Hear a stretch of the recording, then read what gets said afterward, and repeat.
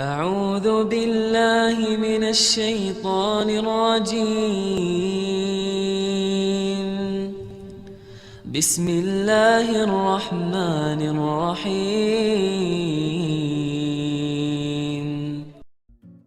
Assalamualaikum warahmatullahi wabarakatuh.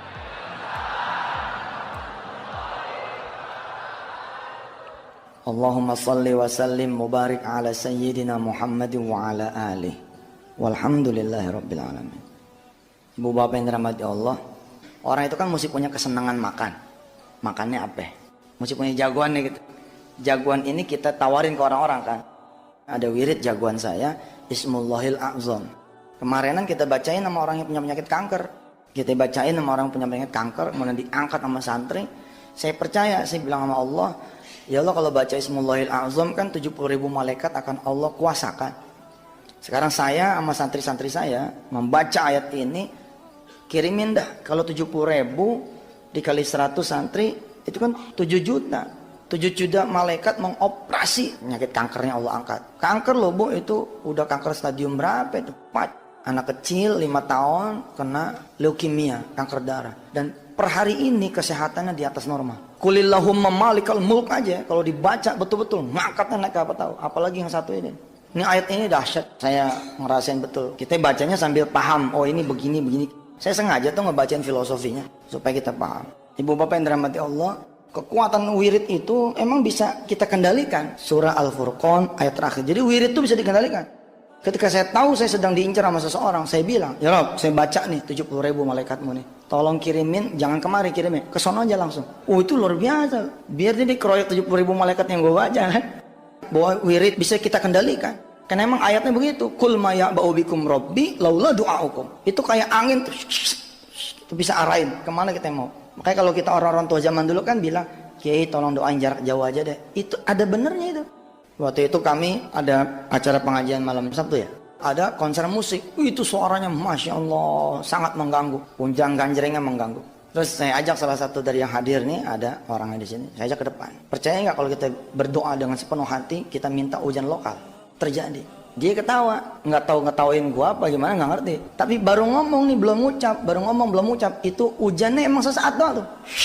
Belum kencang tuh, masih angin. Saya yang ngomong juga kaget juga. Ih beneran ya. Padahal cuma ngomong gitu. Tapi insya Allah saya sering lah, bukan takabur.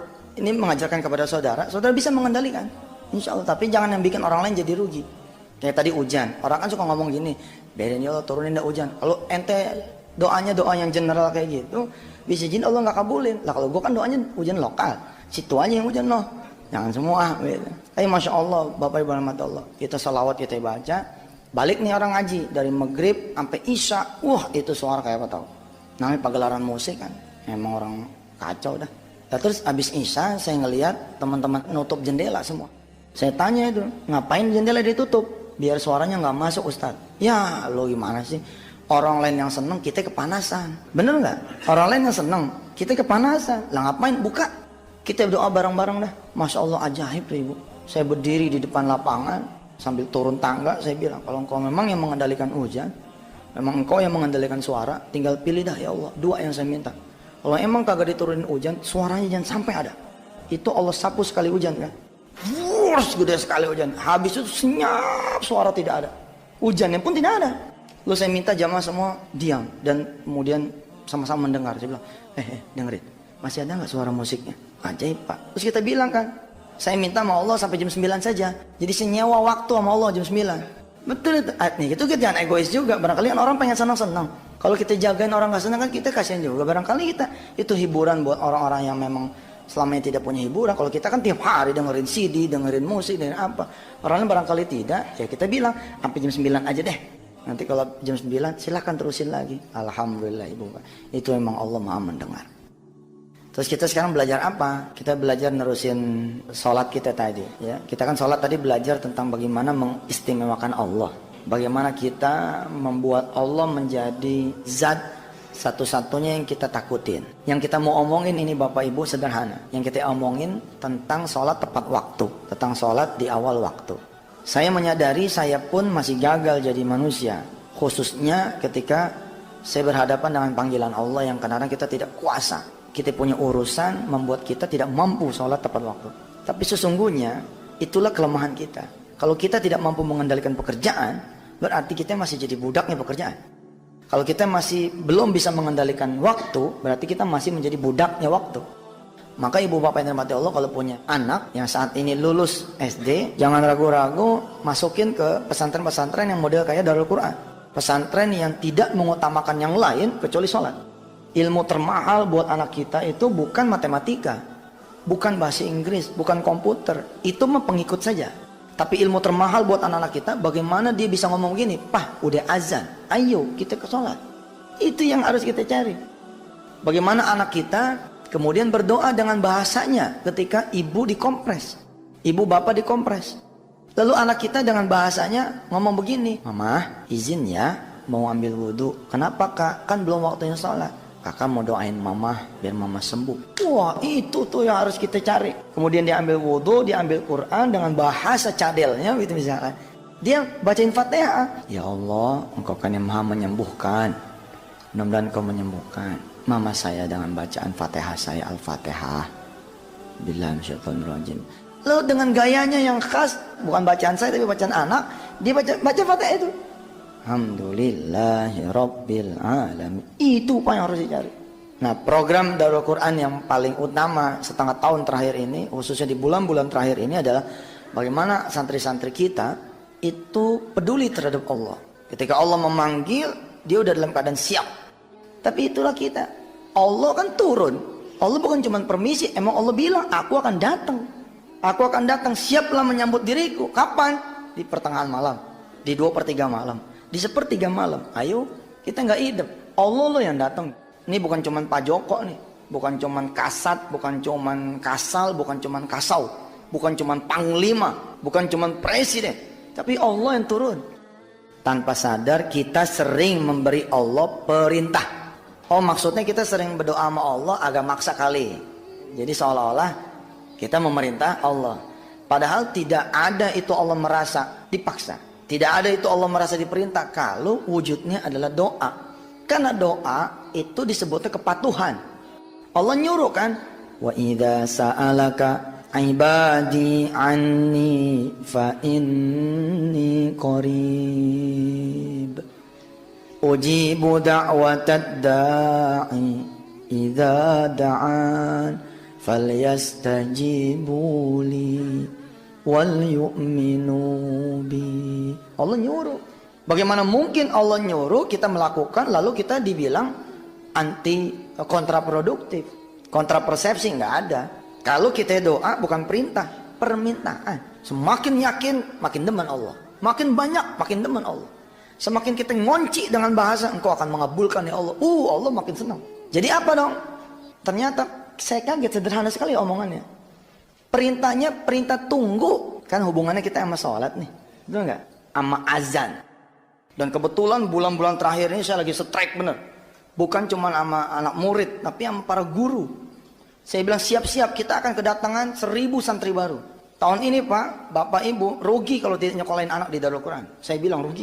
Bapak Ibu punya anak nih TK, playgroup. Bapak Ibu lulusin anak SD, pengen cari SMP di sini. Punya duit bayar, nggak punya duit bilang. Punya duit kita pakai duit sendiri, nggak punya duit, ayo ada PPPA, Bismillah kita tanggung rame-rame. Ibu punya anak lulus SMP, pengen SMA, udah jangan cari-cari di sini dah, luar biasa di sini. Insya Allah. Yang paling luar biasa yang saya lagi pengen giatin ibadah wajibnya sama ibadah sunnah. Nggak perlu tuh anak pinter gue bilang. Yang penting tuh anak begitu Allah manggil Allahu Akbar, dia takut kalau telat, dia lari. Saya kemarin punya teman marinir, kita suruh dia bikin anak-anak menjadi disiplin. Kita hitung dari asrama sampai ke kelas berapa detik, dari kelas sampai ke masjid berapa detik. Kita latih santri-santri supaya lebih hebat lagi disiplinnya. Penting itu. Karena percuma Pak dia jadi pejabat, percuma dia jadi orang kaya, ketika Allah memanggil, "Tunggu ya, saya lagi terima tamu." Itu maksudnya perintah tunggu tuh itu. "Tunggu ya, saya lagi terima telepon." Mekanik bengkel lagi betulin motor. Allah manggil, Allahu Akbar. "Tunggu ya, tanggung nih, saya lagi ngebenerin mobil." Ibu dagang di pasar, ngelayanin orang, Allah manggil, "Hayya 'alas shalah." "Tunggu ya, saya lagi dagang, lagi banyak pelanggan, tanggung nih." Tunggu ya itu betul-betul perintah tuh. Saya baru sadar itu. Iya juga gue bilang. Menarik juga nih dibahas. Tanpa sadar kita sudah memberi Allah perintah. Perintah apa? Perintah tunggu. Kadang-kadang kelamaan Allah nunggunya ya kan. Kelamaan apa jam 2, setengah 3. Kan Allah kan, ya maaf ya dalam tanda petik, kayak kita kan kita jadi mikir kan. Kita ngangkat si fulan, ya, mimpin kita punya salah satu perusahaan.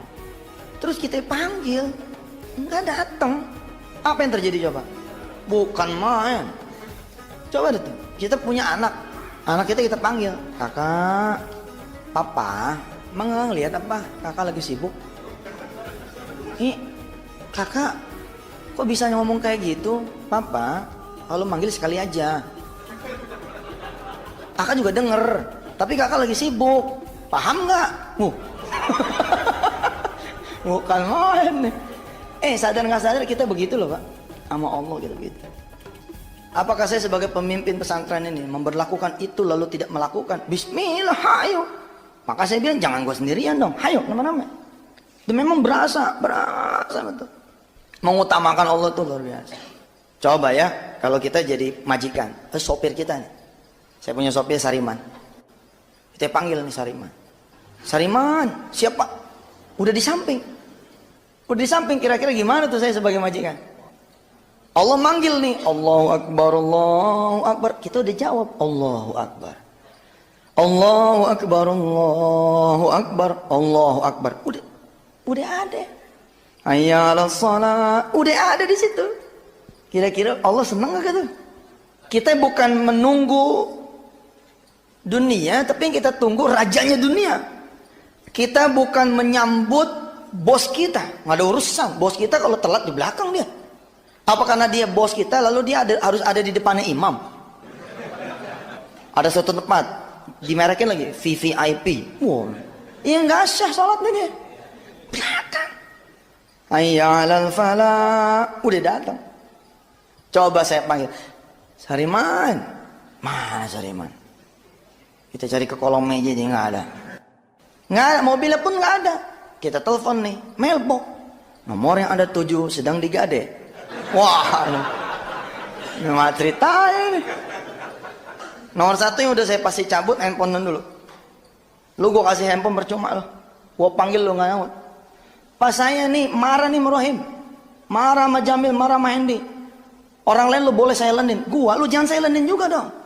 Kan handphone ada fasilitasnya sekarang yang mengenal, auto detect siapa-siapanya, ada spesial ringtone gitu kan. Orang lain lu boleh silentin, gua jangan dong. 24 hours lu harus buat gua. Oh iya Pak, saya komandan di sini. Marah betul saya. Saya hubungin satu-satu, nggak ada yang jawab. Bukan main saya bilang ini. Yang terjadi apa? Ya gua kumpulin, sini lu kumpul. Bagaimana ceritanya nih? Handphone kita kasih malah nggak aktif. Kita kan buat umat. Kalau kita buat umat handphone, kalau gue sih mau wajar dah. Kita bukan operator.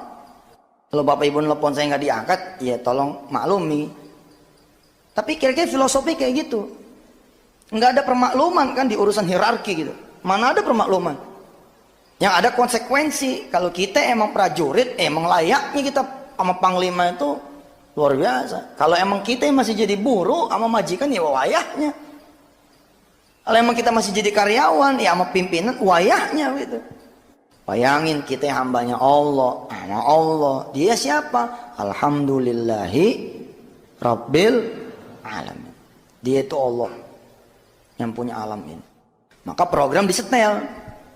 Saya kan celaka nih Bu, Pak.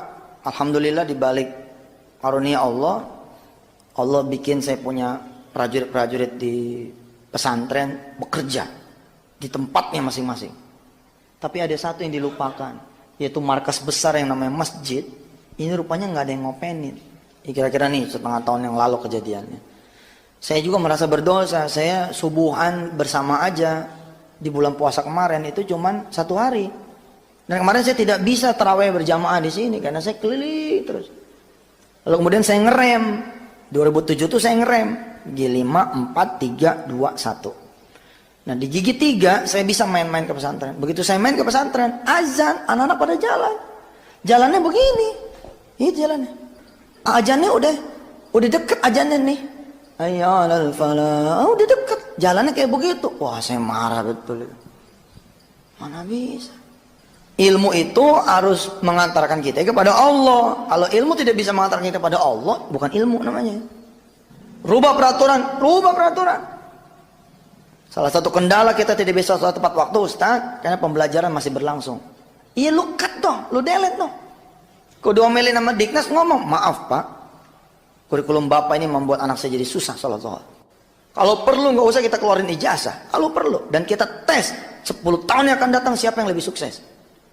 Anak kita yang tidak berijazah, tapi setiap sholat, cek.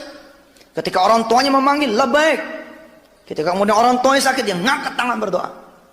Ketika dia punya rizki, dia berbagi. Kita tes sama anak yang dapat ijazah dan ranking yang tinggi. Kita tes siapa yang banyak duitnya, siapa yang lebih jaya, siapa yang lebih makmur, siapa yang lebih kuat, siapa yang bakal lebih memimpin negeri ini. Allah udah jawab, la yastawi ashabun nar wa ashabul jannah, ashabul jannati humul faizun. Mereka itulah yang akan lebih menang. Tapi itulah kita kan takut. Makanya bahasa Quran apa coba? Di surah At-Taubah ayat 24. Qul in kana aba'ukum wa abna'ukum wa ikhwanukum wa azwajukum wa amwalun iqtaraftumuha wa tijaratun takhshawna kasadaha.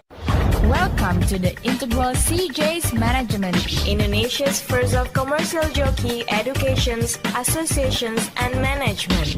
Nomor 1, sibuk tiada henti. Nomor 2, kita jadi orang yang kurang tiada cukup. Sibuk tiada henti. Kemudian yang kedua, kurang tiada cukup. Mestinya kan udah di levelan bangsa 5 jutaan apa. Tenang aja sih, udah tenang gitu.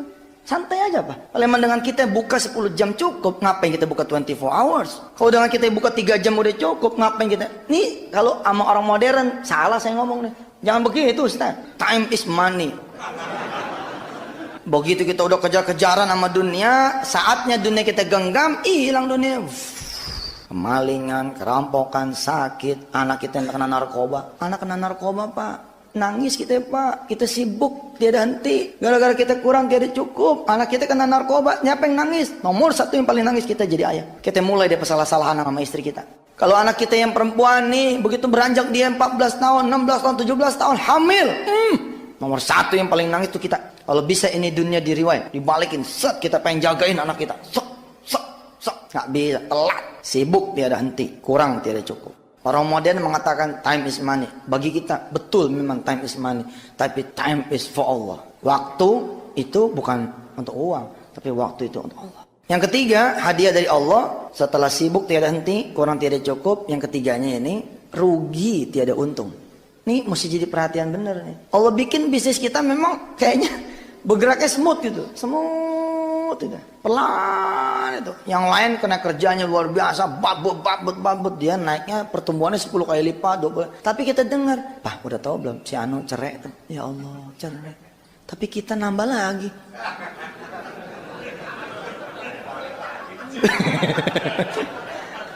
Orang lain cerai lah, kita nambah. Bukan main ya kan. Pak, si Anu cerai tuh. Masya Allah.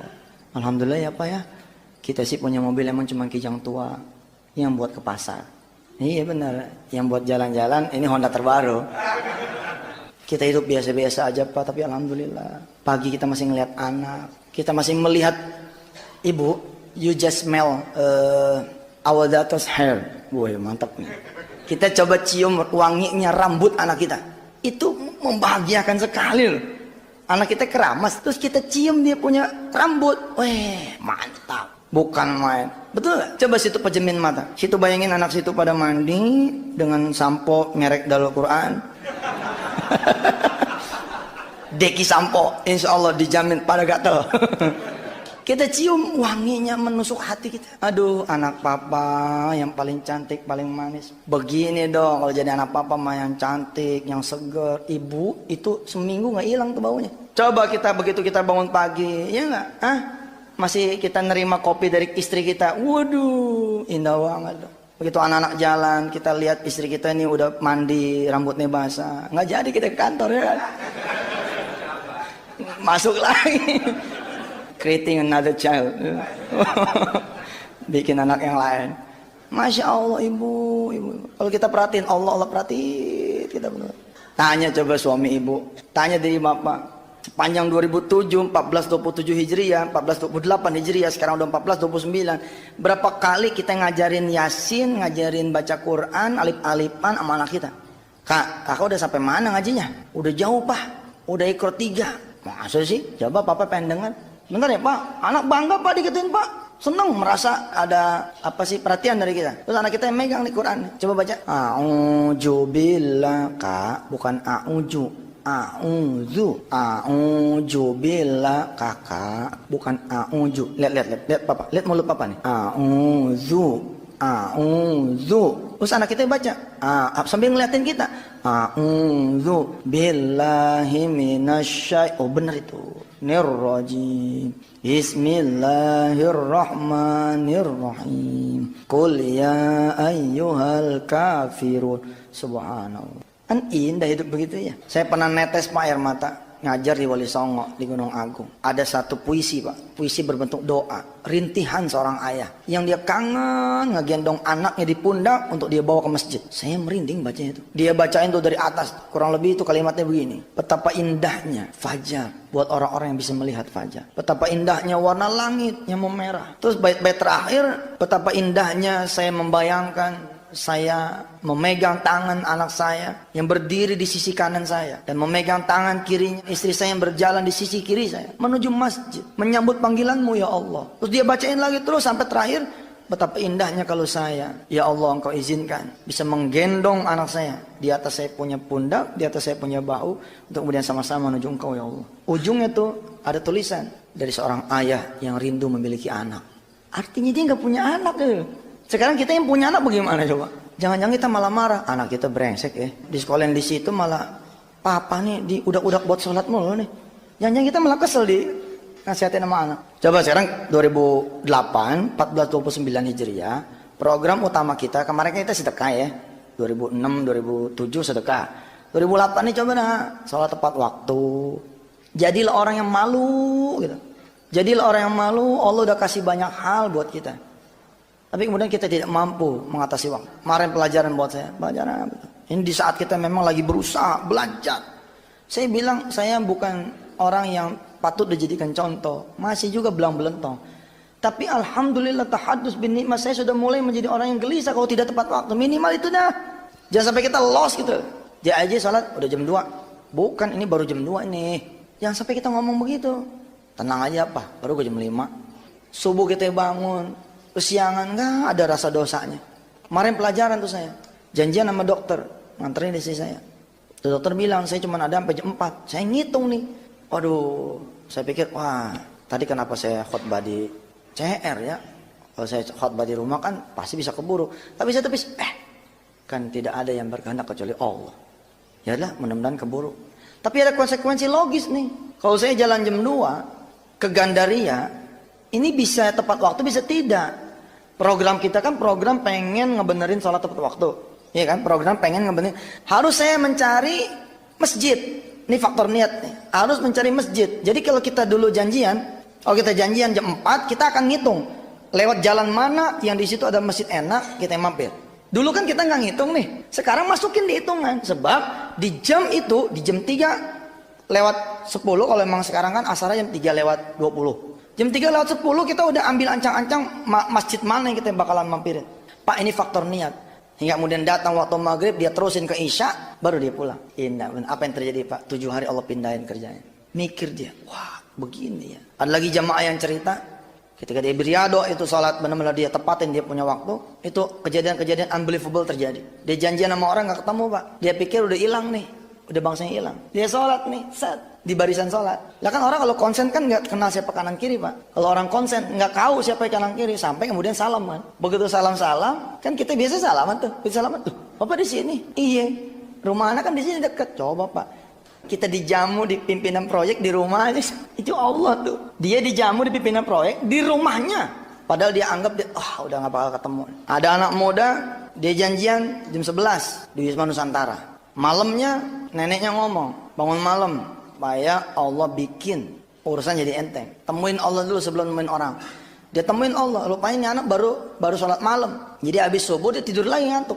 Telat Pak. Telat datangnya. Dia naik 78. Bukannya turun di Sudirman, malah turun di Arion. Kaget dia bukan ke Palang. Begitu bangun melek di Arion. Waduh, jamnya 11 Pak. Jamnya juga jam 11. Bisa kayak gitu tuh. Masih ada waktu tapi udah keringetan sudah. Udah di Arion. Dia pikir, wah telat. Dia udah mau pulang. Pulang kan naik mobil yang sama tuh. Dia nyebrang ke depannya. Dia nyebrang ke depannya naik bus lagi Pak.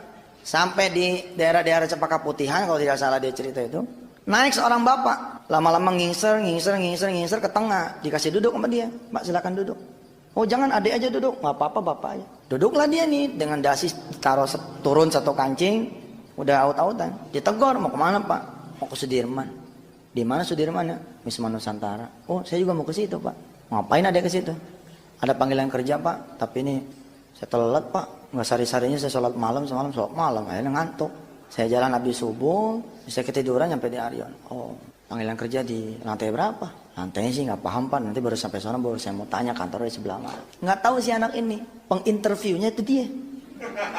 Bener Pak, itu kejadian Masya Allah itu. Pokoknya kalau kita datang ke Allah, Allah cariin buat kita.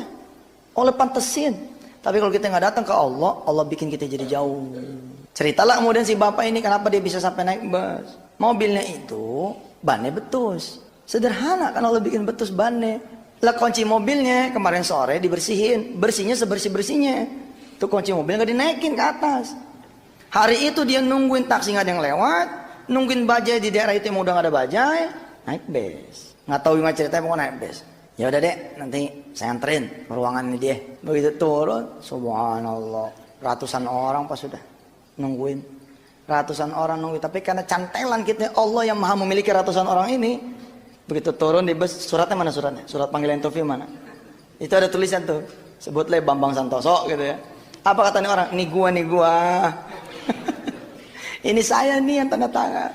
Bingung dia. Oh bapak maaf Pak. Nggak apa-apa yuk langsung ke ruangan saya. Tapi kan saya telat. Ya kan telat juga, saya juga telat katanya. Begitu ngelewatin yang ratusan orang pada interview, anak muda ini ngomong, "Loh, nggak tahajud lo. Lo nggak tahajud lo. Gua tahajud nih, lempeng." Barakallah ibu bapak, sambil bercanda saya mengajak bapak ibu untuk bicara hal yang serius. Ini hal yang serius loh. Serius. Jabatan kita udah, dunia kita udah, Allah kita udah. Kegagalan saya membayar hutang. Insya Allah karena saya mikirin utang itu. Semakin saya pikirin, habis saya punya badan. Sekarang agak gemuk kan. Gua nggak mikir utang lagi. Kegagalan bapak ibu nyari jodoh buat anak. Karena bapak ibu nyuruhin anak nyari jodoh. Coba kalau bapak ibu bangunin dia. Dok. Yuk kita ke pabriknya jodoh yuk. Kita jalan-jalan yuk. Mau di mana kayak adanya ntar. Mau di Australia kayak mana kayak. Semalam ada yang bilang. Ada yang lapor perempuan, dia tahajud tapi malah dioper ke luar negeri sama Allah. Pendidikan dulu, dapat beasiswa ke luar negeri. Terus dia bilang, saya kan mintanya jodoh Ustaz. Barangkali Allah sedang bercanda sama Anda. Barangkali jodohnya memang di Australia. Berangkat dari sana, gue banyak teman sana insya Allah. Kita pasrah untuk diatur sama Allah, maka Allah akan mengatur yang terbaik. Kenapa kita gagal menyembuhkan penyakit anak kita? Penyakit kita, karena kita mencari kesembuhan. Tapi kalau kita mencari Allah, maka Allah akan menyembuhkan kita. Bawa terus urusan-urusan dunia kita, taruh di sejadah. Set. Bawa lagi taruh di sejadah. Set. Kurang sholat malam, tambahin dua. Kurang dua, kau beli dia jaga. Kurang dua, dia betul. Tambahin hajat. Tambahin tobat. Tambahin macam-macam. Masa iya sih Allah nggak dengar? Kita ketuk terus pintunya. Kita ketuk. Assalamualaikum ya Allah. Assalamualaikum ya Allah. Assalamualaikum ya Allah. Ya Rasulullah, I'm coming. Saya datang. Qad ji'na. Masa iya sih? Yang nggak datang ke Allah, Allah bagi. Yang nggak datang ke Allah, Allah bagi. Coba kenapa situ yang pada punya toko, hancur. Ingat-ingat aja. Sholatnya bagaimana? Saya emang sholat. Ente emang sholat. Karyawan ente gimana? Lepas sholat nggak boleh sendiri ya. Yang lain juga mesti kita ajak. Konselingan nomor 1 saya di perusahaan. Kalau saya konselingin perusahaan, saya ngebenerin perusahaan orang. Nomor 1 sholatnya Pak. Bikin jemaah apa segala macam. Akhirnya naik. Insya Allah inilah yang kita bawa buat pulang. Kita subuh udah tepat waktu. Kita usahakan zuhur, ntar belajar. Saya bilang saya juga masih belajar. Insya Allah masih belajar. Tapi jangan sampai nggak diusahakan sama sekali. Jangan sampai ada hati yang tidak gelisah ketika kita tidak bisa. Lebih baik kita mengatur. Mas, kita makan malam jam 19 ya. Wah, jangan jam 19 Pak. Jam 20 aja. Saya kalau jam 20 nggak bisa. Ya nggak apa-apa Pak, nanti cari yang waktu Bapak bisa aja. Bingung kan dia. Orang lain nyari saya loh. Saya udah ngasih waktu buat Anda loh, jam 19, 19.30. Yang kita omongin Mamang. Miliar. Saya besok sudah ke Abu Dhabi, besok apa-apa Pak, saya mau nemuin orang lebih penting. Saya ada mau ketemu yang lebih penting daripada Bapak. Sampai Allah Pak. Sadis. Wah, gitu ya. Iya, saya juga udah lama nggak sholat nih. Saya takjub Pak, pernah nyetopin taksi 11:30. Itu taksiman dari jamaah tablik punya kelihatannya. Kan kita suka ngeledekin jamaah tablik ya. Tapi subhanallah, karena kita harus belajar dari mereka. Jenggotnya bangsa, aduh. Begitu dia stop taksinya, apa dia bilang? Mau kemana Pak? Mau ke sana. Baik Pak, tapi Pak jam 12 bentar lagi azan nih. Nanti mampir dulu ya. Kita yang jadi penumpangnya mikir kan. Apa iya gitu kita bilang? Kalau itu enggak, saya mau nyari yang enggak sholat. Enggak kan? Malah kita naik, malah kita tambahin kan? Subhanallah. Iya Pak, naik. Begitu ngeliat masjid mampir, dia nanya lagi, mau ikut turun nggak Pak? Untung gue belum jadi ustad. Kalau jadi ustad, weh lo nengok, liatin muka gue nih. Hebat. Jadilah orang yang khosyi'an lillah. Jadi orang-orang yang memang takut pada Allah. Insya Allah ya, kita belajar. Kita siapin kertas, pakai chart waktu. Senin, Selasa, Rabu, Kamis, Jumat, Sabtu, Minggu. Subuh, Zuhur, Asar, Maghrib, Isya, Subuh. Qobliyah ba'diyah, qobliyah ba'diyah. Begitu kita masuk Zuhur, telat, kita kasih keterangan. MT, masih telat. Masuk lagi Asar, telat lagi. TL, telat lagi. Terus nanti kita bisa ngitung. Oh ya Allah, masih belum berhasil. Nggak apa-apa, namanya gue belajar. Tak lagi, sampai kemudian kita berhasil. Bismillahirrahmanirrahim. Allahumma salli ala Sayyidina Muhammad wa ala ahli Sayyidina Muhammad. Ya Allah, Rabbi ja'alna muqimina shalah. Jadikan kami orang-orang yang menegakkan salat. Wa min dzurriyyatina, dan dari anak keturunan kami. Rabbana wa taqabbal du'a. Ya Allah, kabulkan doa kami. Rabbana ighfir lana wa liwalidina wa lil mu'minina yauma yaqumul hisab. Ya Allah ya Tuhan kami, ampunilah kami, ampunilah orang-orang tua kami, ampuni keluarga kami, ampuni jamaah kami semua ya Allah. Jangan kau permalukan kami di saat nanti engkau menghisab diri kami ya Allah. Ya Allah ya Rabbana, jadikan 2008 ini ya Allah, jadikan tahun baru ini ya Allah 1429 Hijrah menjadi tahun yang kami memperbaiki sholat kami. Insya Allah kami mau ya Allah, kami mau menyambut engkau ya Allah, menyambut yang maha agung, menyambut yang maha kuasa, menyambut yang sudah memberikan kami dan anak-anak kami rizki. Tidak lagi kami biarkan kau menunggu kami, tapi kami yang menunggu engkau ya Allah. Jadikan kami bisa mengajak istri kami, ibu, jamaah yang hadir, yang perempuan, bisa mengajak suami ibu. Kita bisa mengajak anak-anak kita semua lebih mengenal Allah lagi ketimbang tahun-tahun kemarin. Ya Allah, izinkan hamba-Mu ini mendekatkan diri kami kepadamu ya Allah. Jangan kau hijab, jangan kau tutup pintumu untuk kami. Ya Allah ya Rabbana, lakal hamdu ilaikal mustaka wa antal musta'an, la hawla wa la quwwata illa billah. Rabbana atina fid dunya hasanah wa fil akhirati hasanah wa qina adzaban nar wa adkhilnal jannata ma'al abrar ya azizu ya ghaffaru ya rabbal alamin. Wa sallallahu ala sayyidina Muhammadin wa ala alihi walhamdulillahi rabbil alamin. Assalamualaikum warahmatullahi wabarakatuh.